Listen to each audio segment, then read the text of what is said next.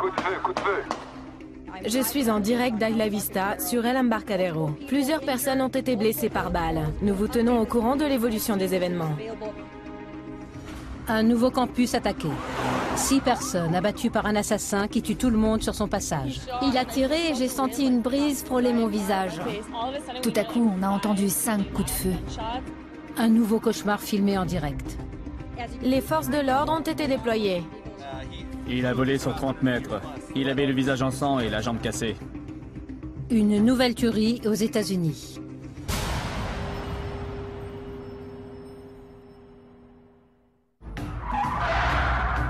Une BMW noire. Vendredi 23 mai 2014. Les étudiants tentent de se mettre à l'abri. Un tireur tue tout le monde sur son passage. On sait qu'il y a au moins un mort. On tente d'obtenir plus d'informations. Il y a des policiers partout.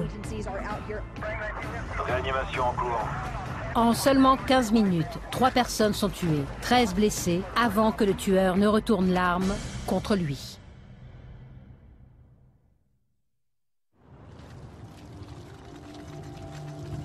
Le lendemain, la police découvre 3 autres corps dans l'appartement du tueur. Là encore, les étudiants sont traumatisés et les familles dévastées. On est allé à l'hôpital, on a demandé s'il était là, et on nous a répondu non. Je me suis dit que peut-être il n'avait rien. Mais en fait, il était mort sur place et n'était pas arrivé à l'hôpital vivant. C'est la chose la plus atroce qu'on puisse. On sait que c'est ce qui peut arriver de plus horrible, mais quand ça se produit, c'est vraiment terrible.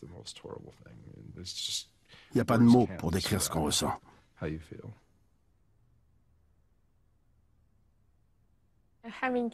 George a été le plus beau cadeau que Dieu nous ait fait. Nous sommes très heureux de l'avoir eu comme fils. Il était merveilleux. Le massacre d'Isla Vista est un événement tragique, mais pas isolé. Depuis le début de l'année 2014, il y a eu au moins 26 tueries dans des campus américains, faisant 13 morts. Ce qui rend la tuerie d'Elliot Rodger unique, c'est le témoignage numérique qu'il a mis en ligne le jour du massacre. Hi, Elliot Rodger here. Well, this is my last video. It all has to come to this. Tomorrow is the day of retribution. Le 23 mai à 21h17, Elliot Rodger met en ligne ces images incroyables, dans la veine des vidéos effrayantes qu'il a postées sur YouTube. Il envoie aussi par email un document long, détaillé et extrêmement troublant, appelé Un autre monde, l'histoire vraie d'Elliot Rodger. Il commence par ces mots. Les êtres humains. Toute ma souffrance dans ce monde a été causée par les êtres humains. Et surtout par les femmes. J'ai compris à quel point l'espèce humaine est perverse et violente. 25 minutes après avoir envoyé son manifeste à ses parents et à son psychiatre, Elliot Rodger et 6 étudiants vont trouver la mort. 7 personnes auraient été tuées. 7 blessés ont été admis dans notre hôpital. C'est une BMW de couleur sombre. Un homme avec un t-shirt blanc tirait pendant qu'il roulait. Comment un jeune homme timide et mal dans sa peau a pu se transformer en tueur sans pitié? Voici l'histoire de ma vie. C'est une histoire sombre, pleine de tristesse, de colère et de haine. Cette tragédie n'avait pas à avoir lieu.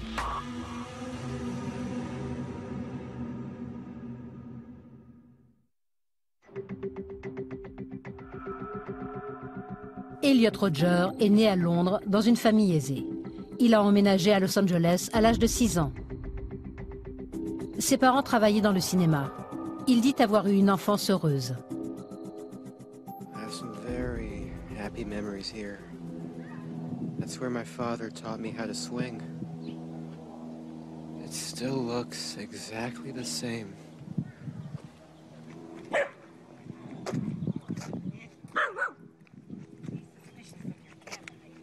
Oh.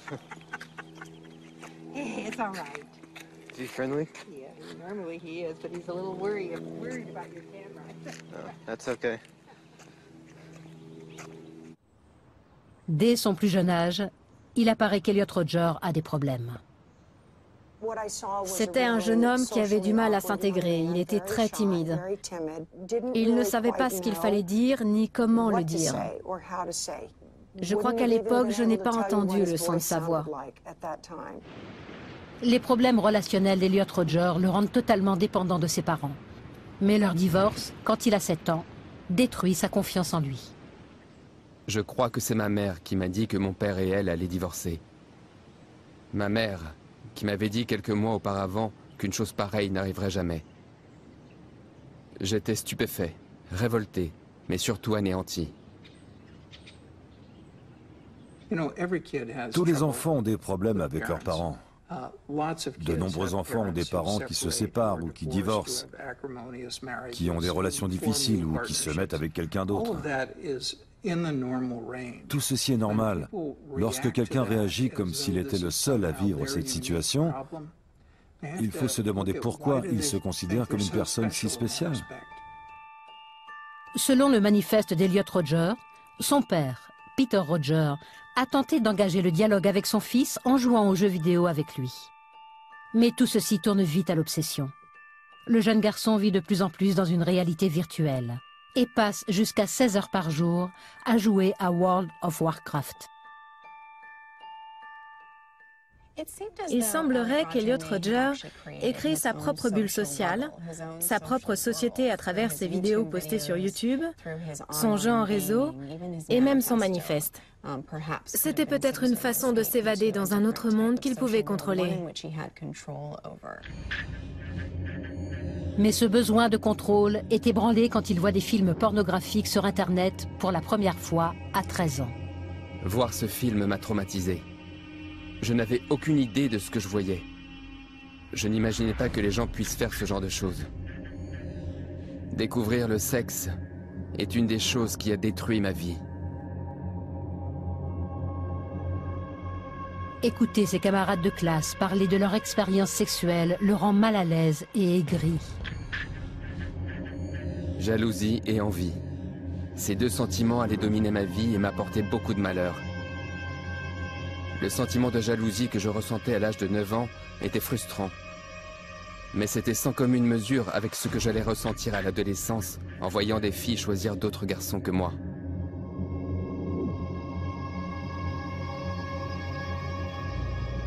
Elliot ne supporte pas que les autres jeunes profitent de leur adolescence pendant que lui souffre. Il devient renfermé et dépressif. I can hear some kids playing down there. I hear those sounds. It reminds me of the days of my childhood. Those were the best times of my life. I wish I could be a kid again. Ce qui est intéressant à propos d'Elliot Rodger, c'est qu'il se voit comme un individu rejeté, comme s'il cherchait la compagnie de ses pairs et de la gente féminine et qu'il était rejeté. Mais en réalité, quand on interroge des gens qui l'ont connu, il semblait être le genre de personne qui était seul, parce qu'il ne désirait pas aller vers les autres. Il avait choisi de s'isoler.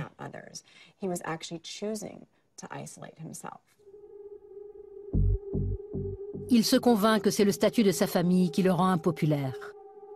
Le manque de succès d'un des films de son père le met en colère. Il vivait mal les décisions de ses parents, alors que ces derniers devaient faire leur propre choix pour essayer d'être épanouis. Mais il agissait comme si ce qu'il faisait était dirigé contre lui. Pour tout ce qui lui arrivait, il les accusait de l'avoir rendu si malheureux.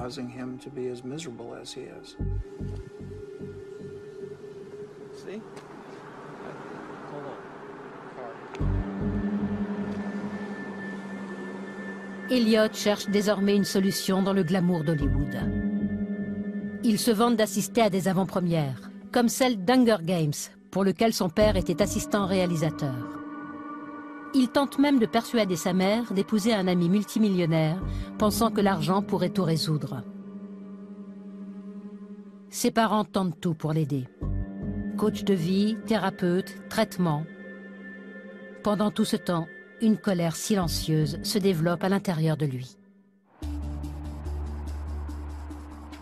À ses 19 ans, les parents d'Elliot Rodger veulent lui faire prendre un nouveau départ en l'envoyant vivre à Isla Vista, un campus situé à 130 km de chez eux. Dans l'esprit dérangé d'Elliot Rodger, ce déménagement est une épreuve, pas pour lui, mais pour les autres. Je voulais donner au monde une dernière chance de m'offrir la vie à laquelle j'avais droit.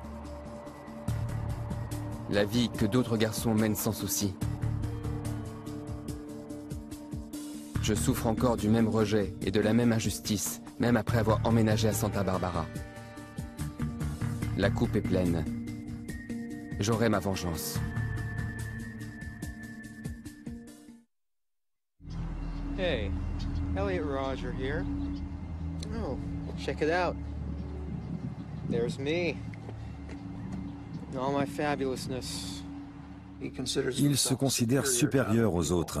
Il pense que les autres gens doivent le reconnaître. Le sexe est sûrement une obsession pour tous les jeunes entre 13 et 25 ans.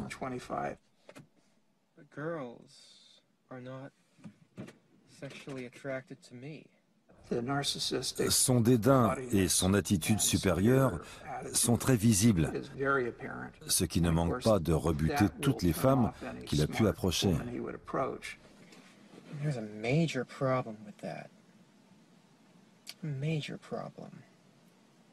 That's a problem that I intend to rectify. Le narcissisme est un trait commun à de nombreux tueurs. En fait, ce qu'on considère comme du narcissisme est l'un des éléments fondamentaux de l'idée de la psychopathie. It's an injustice that needs to be dealt with.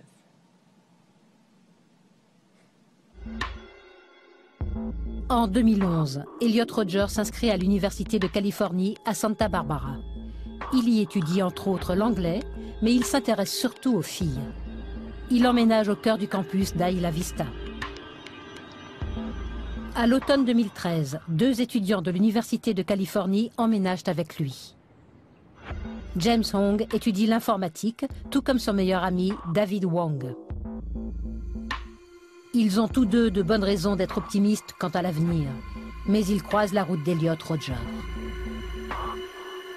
Les 2 premières personnes que je devrais tuer sont mes 2 colocataires, pour sécuriser l'appartement et en faire un lieu pour torturer et pour tuer. Le 23 mai 2014 arrive. La journée d'horreur commence. Il poignarde à plusieurs reprises ses colocataires. Pour la mère de David, la peine est insurmontable. Quand j'ai entendu les informations, je ne pouvais plus bouger. Je tremblais et je me suis écroulée sur le sol. C'était un cauchemar. Sa mère et son père n'ont plus que des souvenirs. J'aime mon fils. On était comme des amis. On parlait de tout ensemble. Quand je pense à ce qui est arrivé à David, j'ai du mal à respirer. Je ne veux rien savoir. Je veux juste me souvenir de sa joie de vivre, de son calme.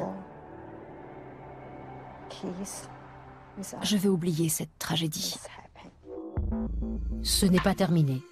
Il y a une 3e personne dans l'appartement, un ami des colocataires d'Elliot Rodger. Parfois, on ouvre les yeux et on se dit « Maintenant, tout est clair, je comprends.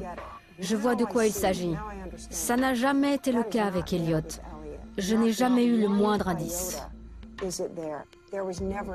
Il n'y a jamais eu un moment, quand je le voyais, où je me suis dit qu'il était incapable d'avoir des relations normales en dehors de son cadre familial. Je n'aurais jamais cru qu'il avait une telle rage à l'intérieur de lui. Jamais. Y a-t-il eu un événement marquant qui a fait passer Elliot Rodger d'enfant asocial à tueur sanguinaire? Quand on a quelqu'un qui est en colère pendant des semaines, des mois ou des années et qui, tout à coup, est agressif, tue des gens et a un comportement suicidaire, on peut se demander si quelque chose a déclenché tout ça. Et je crois que la réponse est souvent non. Elliot Rodger voit ses 2 ans à Santa Barbara comme sa dernière chance. Il espère pouvoir avoir enfin une vie sexuelle. Mais il échoue. I'm 22 years old and I'm still a virgin. I've never even kissed a girl. Il décide qu'il n'y a qu'une seule solution. Je vais détruire toutes les femmes car je ne pourrai jamais les avoir. Je les ferai toutes souffrir car elles m'ont rejeté. On assiste à un équilibrage des forces en présence. Mais il y a des forces qui, depuis très longtemps, le poussent à agir de cette façon. Mais il existe aussi des facteurs inhibiteurs comme la peur de ce qu'il pourrait arriver à ses parents ou la peur de la mort elle-même. Cet équilibre bascule dans la 3e partie du manifeste. En plus de ses intentions, il documente maintenant ses actes et se rend dans un stand de tir. J'étais là, à m'entraîner à tirer avec de vraies armes à feu parce que je prévoyais de perpétrer un massacre. Pourquoi les choses devaient-elles être comme ça? Il commence alors à acheter des armes. Même s'il a eu des troubles mentaux par le passé, Elliot Rodger n'a pas de casier. Il n'a jamais été admis dans un asile psychiatrique et aucun juge ne l'a déclaré malade. Il n'y a donc aucune raison de l'empêcher de s'acheter un par un 3 pistolets semi-automatiques. Il devient ensuite un contributeur régulier sur des forums de célibataires. L'un d'eux était le PUA Hate, un refuge pour les jeunes hommes frustrés qui passent leur colère sur les femmes.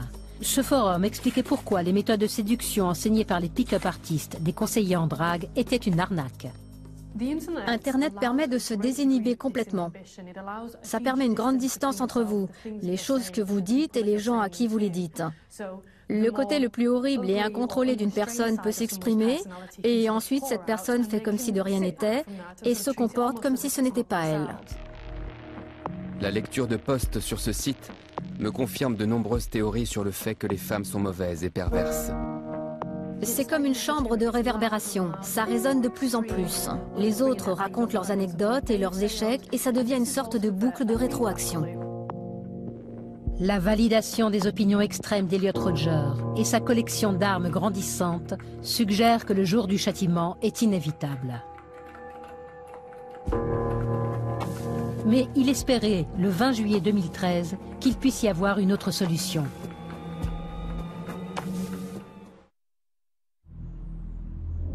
Le jour du châtiment aurait pu ne pas avoir lieu. Pour cela, il fallait qu'Elliot Rodger perde sa virginité. Pour sa dernière tentative, il choisit le 20 juillet 2013. J'offrais à la jante féminine une dernière chance de me donner les plaisirs que je devais recevoir. Il roule jusqu'à Del Playa Drive et tombe sur un groupe d'étudiants faisant la fête en haut d'un mur de 3 mètres. Je suis tombé sur un Asiatique qui parlait à une fille blanche. Cette vision m'a rempli de haine. Tout à coup, ce type est arrivé et a poussé les filles avec qui je parlais. Elles étaient dos au vide. Et au moment où une des filles est tombée, je l'ai rattrapée par le bras et je l'ai remontée. Il a poussé une autre fille et il s'est mis à me pousser. Ma cible principale, c'était les filles. Je voulais les punir de parler aux garçons abjects plutôt qu'à moi. J'ai essayé d'en pousser un maximum de ce rebord haut de 3 mètres.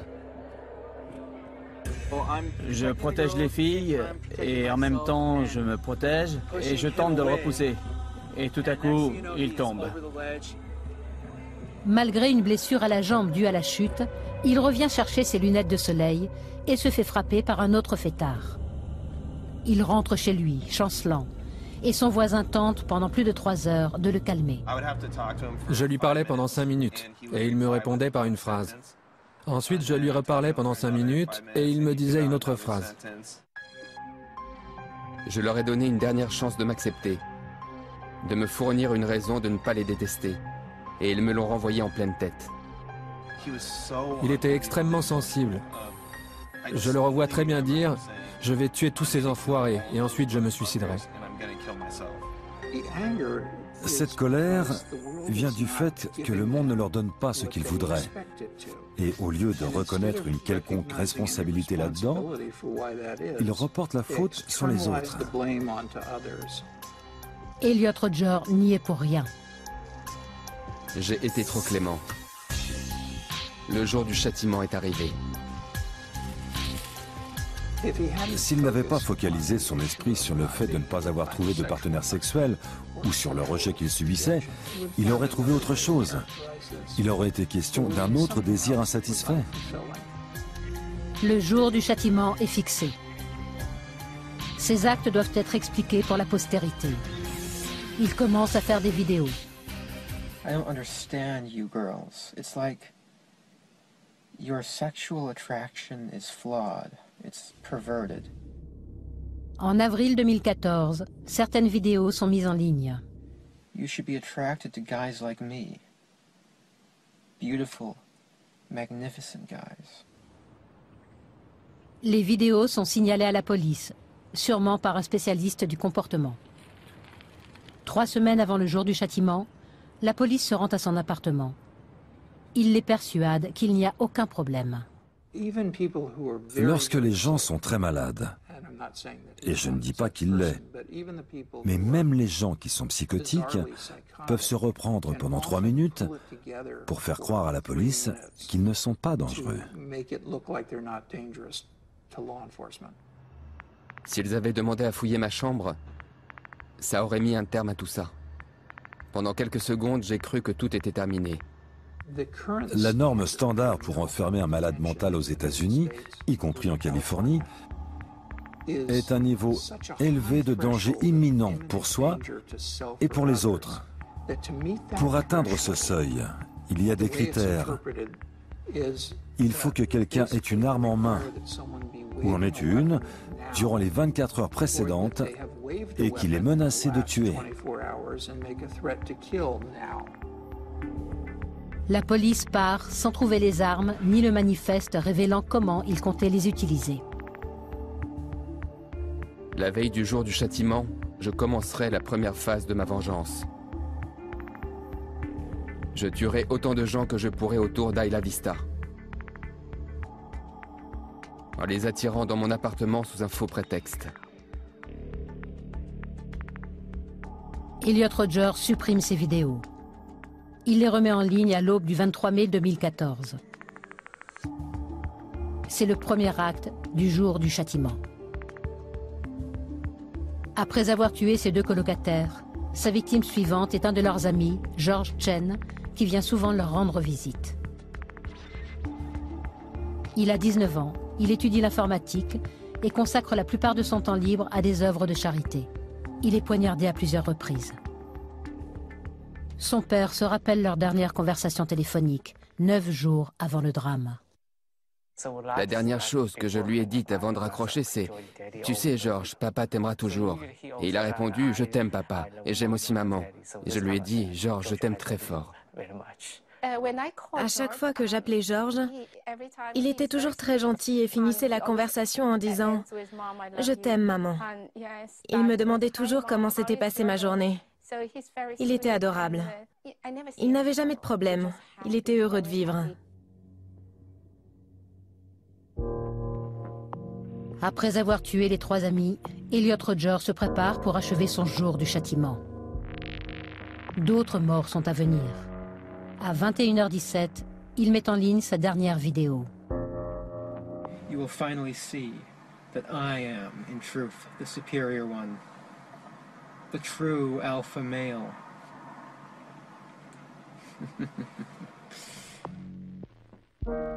À 21h18, il envoie son manifeste à ses parents et à son psychiatre. Ils le lisent et préviennent la police. Mais il est déjà trop tard.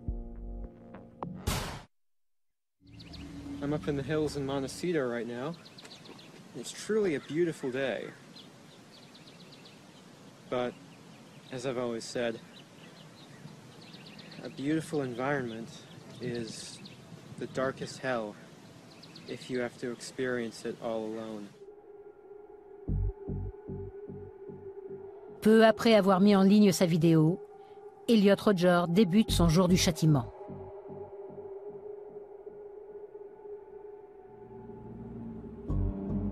Mais les meurtres ne s'arrêtent pas là. D'autres vont suivre.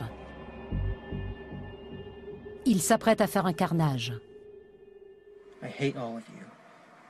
I can't wait to give you exactly what you deserve.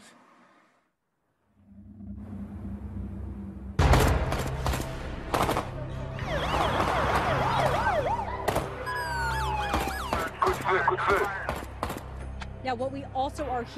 Des témoins ont aussi parlé de tirs dans des épiceries du quartier et d'une voiture noire. Les balles n'arrêtaient pas de siffler, ils continuaient de nous tirer dessus. Ils tiraient dans le magasin. Les échecs sentimentaux d'Elliot Rodger sont la source de sa colère et de sa frustration. Il cible donc les femmes. La seconde étape serait une guerre contre les femmes. Je les punirais toutes de m'avoir privé de sexe. J'attaquerai chaque fille qui représentera ce que j'exècre dans le genre féminin. Je pense que ce qu'il voulait, c'est la blonde californienne, typique de Santa Barbara. Il avait une vision déformée. C'était « je veux ça et si je l'obtiens pas, je le ferai payer au monde entier ». You will all be animals. You are animals, and I will slaughter you like animals. Il est en colère, mais ce qui ressort clairement de cette vidéo, c'est son détachement. Son ton est froid et clinique. Il n'y a aucune émotion dans sa voix. C'est cruel. Il est détaché de tout sentiment lorsqu'il décrit ses intentions. Il le fait de manière froide et distanciée. Il choisit sa prochaine cible avec soin. La sororité qui compte le plus de jolies filles est Alpha Phi. Je sais où se trouve leur maison. Je me suis souvent garé devant pour les espionner. Un des points communs des meurtriers de masse, et c'est particulièrement vrai pour Elliot Rodger, c'est un sentiment d'injustice. Elliot a longuement évoqué sa frustration sexuelle, son incapacité à avoir une relation sexuelle. Ça devient l'objet de sa quête. Ces injustices supposées font naître une rancœur en lui, d'où découle alors une envie de vengeance et de représailles. Un des motifs qui apparaît, c'est une sorte de paranoïa et un sentiment de persécution. Il pensait que le monde lui en voulait. On pouvait l'entendre dire « Comment oses-tu ne pas m'accepter ?» ou « Comment oses-tu ne pas reconnaître ma magnificence ?» Il voyait le monde à travers une lentille malveillante et il conférait souvent à des comportements anodins chez les autres une intention hostile. À 21h25, armé de 3 pistolets semi-automatiques et de centaines de munitions, Elliot Rodger roule jusqu'au bâtiment de la sororité. La police pense qu'il a tambouriné à la porte, mais que personne n'a ouvert. Il retourne alors à sa voiture et trouve de nouvelles cibles. 3 jeunes filles qui marchent de l'autre côté de la rue.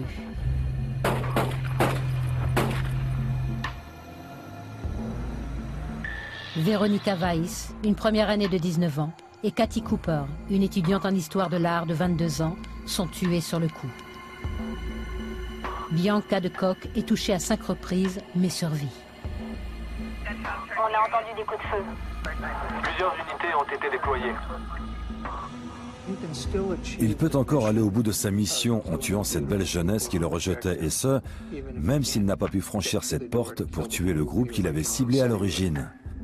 Peu importe ce qu'il avait promis de faire. Ce qui compte, c'est d'exprimer sa rage et de mettre fin à sa souffrance. On a 3 victimes à l'angle de Segovia et Del Norte. Il nous faut 3 ambulances. Une BMW noire. La vengeance est une obsession récurrente chez les tueurs de masse. Elliot Rodger a choisi un vendredi soir, car c'est un moment où beaucoup de jeunes sortent et s'amusent, contrairement à lui. À quelques rues de là, le Ivy Deli est noir de monde. Les clients ne se doutent pas qu'un carnage est sur le point de s'y produire. Elliot Rodger essaie toujours de mener à son terme le jour du châtiment. Il fait un massacre sur le campus d'Isla Vista, en Californie, en tirant sur chaque personne qu'il croise. Jusqu'ici, il a tué 5 étudiants. Il a poignardé ses colocataires James Hong et David Wang, ainsi que leur ami George Chen. Il a mitraillé et tué 2 passantes, Veronica Weiss et Kathy Cooper, et a laissé Bianca de Kock entre la vie et la mort sur le bord de la route. Il roule alors sur quelques centaines de mètres jusqu'au délit de Pardall Road et ouvre le feu depuis son véhicule.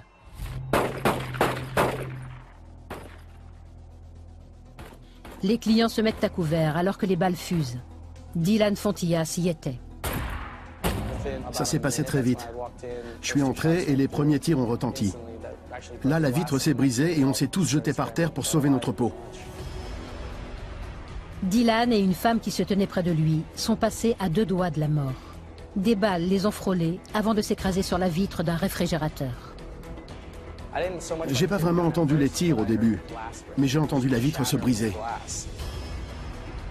Hors du champ de la caméra, Chris Martinez, un étudiant de 20 ans, est touché 2 fois alors qu'il entre dans l'épicerie. Quand je me suis tourné et que je l'ai vu tomber, j'ai mis mes mains sur ma tête. Je me suis retourné et j'ai plongé derrière le comptoir. Chris s'écroule. Une jeune femme tend alors le bras pour l'aider, mais Elliot Rodger continue de canarder le magasin. On était assis là, à regarder ce jeune se vider de son sang. Il était tout près de moi. Les clients se précipitent pour aider Chris et Elliot Rodger finit par s'en aller. Il est parti tranquillement, c'était assez surprenant. On n'a pas entendu de crissement de pneus ou de trucs comme ça. Il est parti calmement. Un jeune homme de 20 ans a été abattu sur Del Norte. Il est maintenant 21h31. Elliot Rodger a sauvagement assassiné 6 jeunes gens. Mais il n'a pas encore fini. Il arpente maintenant les rues d'Isla Vista en tirant sur les fêtards du vendredi soir. La police essaie de l'arrêter au plus vite. On s'interroge souvent sur les émotions du tueur. C'est surtout la colère qui les anime. Mais ce n'est pas une concrétisation pour eux. Le fait de libérer cette colère ne les soulage pas. Ils ne se sentent pas mieux. Ils le font car il y a une finalité derrière tout ça. La douleur qui découle de cette colère, du sentiment de solitude, va prendre fin puisqu'ils vont bientôt mourir. C'est la panique quand Elliot Rodger tire sur un groupe de personnes devant une autre épicerie.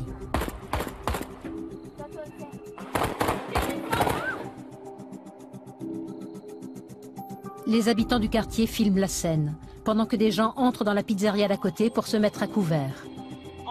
Tout à coup, on a entendu 5 coups de feu super bruyants. Plein de gens sont entrés en courant dans le restaurant. Et ils ont crié « Cachez-vous vite !» Mike 14, désolé mais on a aussi besoin d'un médecin dans l'autre épicerie. Elliot Rodger fait maintenant demi-tour et se dirige vers le front de mer.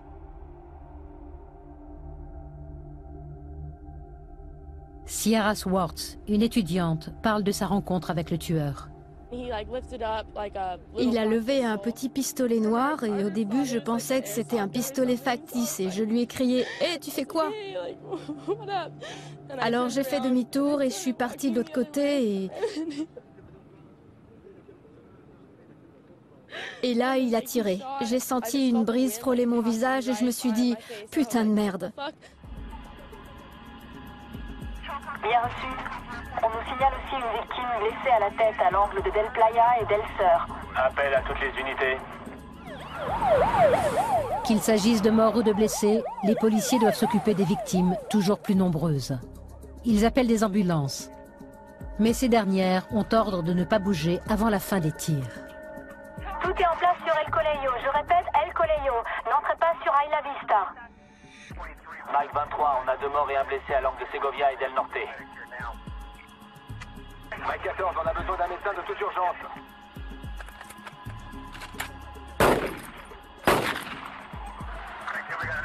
Mike 18, on a une autre victime sur coup de feu, coup de feu. Les policiers tirent sur Elliot Rodger quand ils le croisent. Une balle traverse la portière et le touche à la hanche. Il accélère. Quand je verrai la première voiture de police, je m'enfuirai le plus vite possible, en mitraillant et en percutant tous ceux qui seront sur mon chemin, jusqu'à trouver un endroit approprié pour mettre fin à mes jours. La BM roulait à 150 à l'heure. Et ce cycliste qui est étendu par terre là, il était coincé sur le capot. Et il a fini par être éjecté.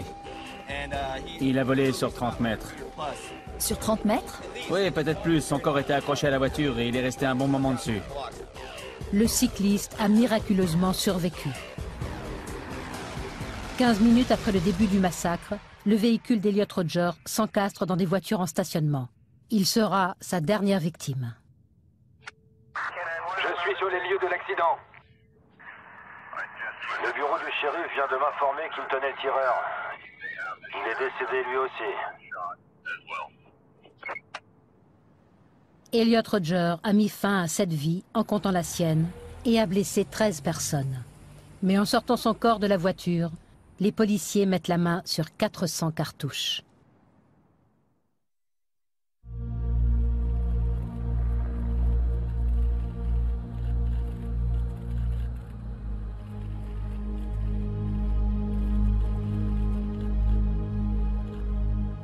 Le lendemain matin, les policiers découvrent une macabre scène de crime dans l'appartement d'Elliot Rodger. Les 3 victimes ont été poignardées à plusieurs reprises avec un objet pointu. C'était une scène de crime assez atroce. Well, this is my last video. En quelques heures, la dernière vidéo et le manifeste d'Elliot Rodger sont visionnés dans le monde entier par des gens qui cherchent à comprendre la raison de son geste. Au vu des événements, je me demande parfois pourquoi il ne nous a rien dit. Pourquoi est-ce qu'il n'est pas allé voir quelqu'un en qui il avait confiance pour lui dire « J'aimerais vraiment sortir avec une fille ». Mais il n'a jamais rien dit de tel. Il ne nous a jamais dit que ça lui posait un problème ou que ça le rendait furieux. Jamais. Il habitait à 20 secondes de chez moi, et pourtant je ne l'avais jamais vu. On est allé à la même école, on a mangé dans les mêmes restos, mais c'était juste un jeune parmi tant d'autres. Parallèlement à la publication de ces vidéos, il a écrit 141 pages. Sur les réseaux sociaux et dans les médias, l'heure est aux analyses. Qu'elle soit passionnée ou de mauvais goût, tout le monde a son opinion. Je ne comprends pas que le côté misogyne de cet acte vous échappe. Ce n'est que ça, de la pure misogynie. Elliot Rodger est un abruti hypocrite et un psychopathe narcissique. Quelques messages sur les forums qu'Elliot fréquentait l'ont décrit comme un héros avant d'être rapidement retiré. Au milieu de tous ces bavardages, l'angoisse des autres victimes, les familles, finit par être entendue. Quand cette folie va-t-elle s'arrêter? Quand sera-t-on assez pour dire « Arrêtez tout ça »? On n'a pas à vivre comme ça. Il y a eu trop de morts. On devrait se dire « Stop, ça suffit !» Merci. On a travaillé si dur pour essayer d'offrir un meilleur avenir à nos enfants. Quand j'ai perdu George, tout ça n'avait plus aucun sens. Alors du plus profond de mon cœur, j'essaie de trouver comment empêcher que ça se reproduise.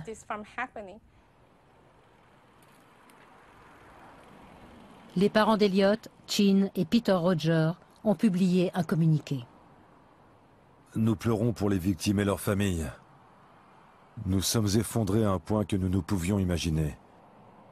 Le fait de savoir que notre fils a causé cette tragédie peut s'apparenter à l'enfer sur Terre.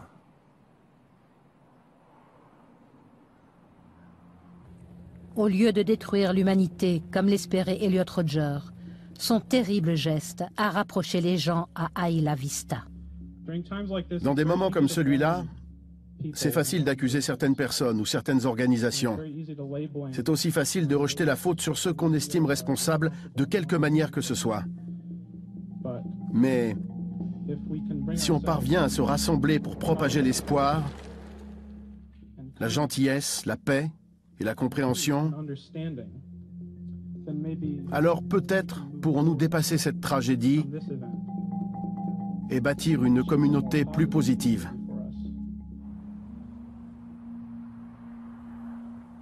Quelques jours plus tard, une rencontre privée a eu lieu entre Richard Martinez et Peter Rodger, entre le père de Christophe Martinez et celui de son meurtrier. Ils se sont demandé comment faire pour qu'une telle tragédie ne se reproduise plus. 7 jeunes gens sont morts ce soir-là, dont le meurtrier. Il a tiré 50 cartouches et il lui en restait 400. Donc, c'est bizarre de dire ça, mais on a eu de la chance. Il est sorti avec l'intention de tirer ses 400 cartouches. Il avait 400 munitions et 3 pistolets. Alors je me demande comment a fait un jeune homme avec des antécédents psychiatriques pour se procurer 3 armes et 400 cartouches.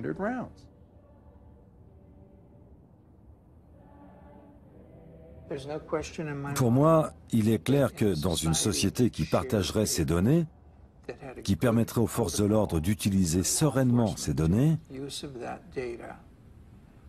et qui aurait les ressources adéquates pour traiter ces malades mentaux, de tels crimes pourraient être évités. Nous sommes effondrés. C'est la fin de tout.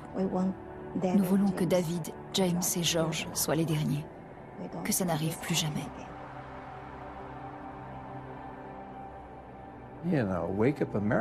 Réveillez-vous, chers compatriotes. Ça peut se produire dans votre ville et vous toucher. Ce que j'ai perdu est irremplaçable. Je ferai tout pour que mon fils revienne. Mais c'est impossible. Alors il faut que quelque chose de bon sorte de ce drame, et je ferai tout ce qui est en mon pouvoir pour essayer d'arrêter ça. Enfin, un moment d'espoir. La rencontre entre Richard Martinez et Peter Rodger. Ils se sont promis de tout faire pour empêcher qu'une telle tragédie ne se reproduise.